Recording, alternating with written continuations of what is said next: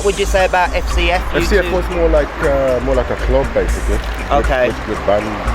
Was it a regular? But we never used to play here that often. Okay then. It was Ridge Rail. I want a place called Realtor. That's the one. Oh, the old Tashers. Yes. Okay. So that's where we they had a band contest, and that's how we made it really. Okay. Through the band contest. That was your kind of starting venue. Yeah, the first thing we really did that. The Crampton is the pub I know, and that's been knocked down now. But that's where a lot of black things used to go on. That's run by Heathfield Road. Right. Yeah. But the Beehive came later. Yeah. When we'd already been established and left. So from a young age, you learned to play an instrument, or? That's right. I taught myself. How old are you now? I'm 17. Okay, so about your age, we were nearly famous. Yeah. Yo, that's serious. I was 18, I think. So when was the band formed? 17 at college. You got formed it yourselves? Yeah, with David. It's all a bit of luck. You got to work hard. It's a bit of luck as well. It's a bit of luck as well. You know what I mean? And if you want it, sometimes things fall into place. Yeah. You know what I mean? Without inexplicably, really. Sometimes. You know? I know you don't have as many things going on now, but I think we still got Handsworth Park. Yeah, that's always. Yeah, we can still do things with it. You know, you guys can still put things together. Have you ever played here before? Yeah, this is a great place. Yeah, it used to be a regular place to play. Well, it was very, very busy. You know, you had a lot of every weekend. This was like a centre of Handsworth, really, on the weekend in particular. And used to have a lot of bands here. This is where we used to come to see the bands. Okay. You know, get in touch with the rest of the world. Inspire you. Yeah, you know. So this place would have been Monty's. But in those days, we definitely wouldn't be allowed in there to play. Okay. If you're a Rasta, you whatever, they were very strict on who they let in. Downstairs was completely different. Okay. Downstairs was gangster rap and all that, yeah? Downstairs. Yeah. All right. And downstairs was a different vibe. You go down there using a different world. So did anybody ever play live down there? No. What was downstairs called then? Just like a The blue front thing. line. Front line. Oh, that's Front right. line. Front line. That was it, was front line. Okay. So Front line. No things used to sell on exchange. Things That's down there. right. Yeah. Right? So, yeah, it was that. one of them plays. Yes. Yeah. A lot of bands play there, play up there. Whether the older bands or the more, what you call it, middle of the road. Yeah, mainstream kind of. Yeah, mainstream live. The library was another place as well we used to play. It would have been community based.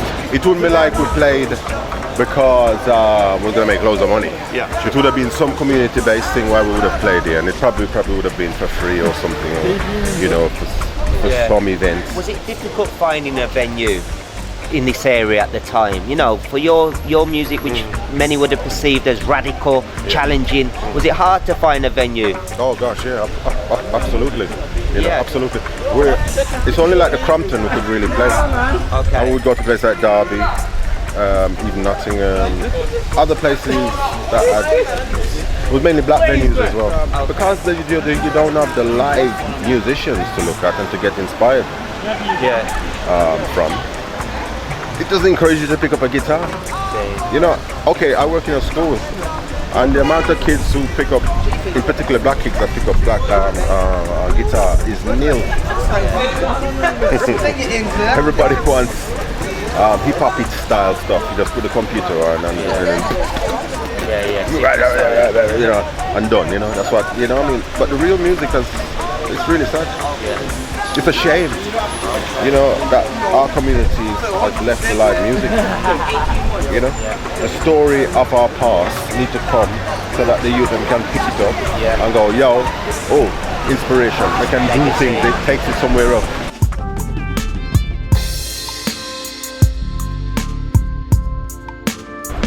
Well, I used to come here in the late 90s, and it used to be well famous on a Saturday and Sunday night. You know, it used to be 12 o'clock till 6 o'clock in the morning kind of thing. There'd be a little dance here. Again, it was a case of, same with Tashers in its day. We used to be kind of Alcazar Tashers. People would go between the two. Again, only because it was one of them venues where you could dress how you wanted to dress. You didn't have to dress up. The music as well, you know, you knew you could go in and hear the latest beats. And then basically it was just a nice vibe, and most people who turned up here were from this area, so the big families that kind of around this area, most of them used to be here. We had many youth clubs, but this was a special youth club because it was just open, and we all used to come and we used to play table tennis and that. But then we used to have dances, so we used to rent the hall. Then we had the big dance where we had the Twinkle Brothers. Okay. Right? Twinkle Brothers, yeah. Who were they? Well, they're a roots band. They're brothers. They're from Jamaica. Okay. Yeah, and in there was packed. Yeah.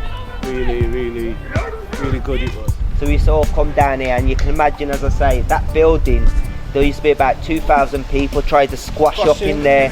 Yeah. And the whole of the place was a sweatbox, but everybody just came here for young people because they knew it was one of the few places where they could come and hear the latest tunes, meet the newest people. Sound systems and that. Sound systems used to come here, Kilimanjaro, all these different sounds used to come here. Because we've moved on again, haven't we? And plus, things have changed, innit? And plus there's no, if there's people like yourselves wanting to do live acts, then we'd love to have you in there and do live music, because that's what we've been looking at. All these other venues have been about live acts, live people going there bringing them equipment to play, whereas most of your generation now is what? Bring my laptop, turn on the tune, Fruity Loops or what reason, and that's you ready to go. So this is about Oakland, and as I say, Oakland is well represented across Birmingham. If you say to anybody, Balsall Heath, Shard End, Ladywood, Oakland, everybody knows Oakland for Handsworth. Today it's been really interesting about how many venues there actually were in this one area under one road. It's opened my eyes to see the culture that's been in this area. Like the clubs that was there like in the 70s and 80s it's just the vibe there. Like nowadays it's not even come close to that. And I wish stuff like that was still about now so I could experience it really. Looking at Soho Road now and doing that city walk, it's like we lost that culture and that all that live band and all this talent, and that we need to bring it back somehow and like show people that Soho is a place to be. If you was walking down Soho Road these days, you wouldn't look twice. You think that, oh, that's an old building and whatnot, and it never used to be nothing. And when you said it to me, like I thought, wow. And one thing that was like intrigued me was like Basil and all these people that was from Soho and got Grammys nationwide.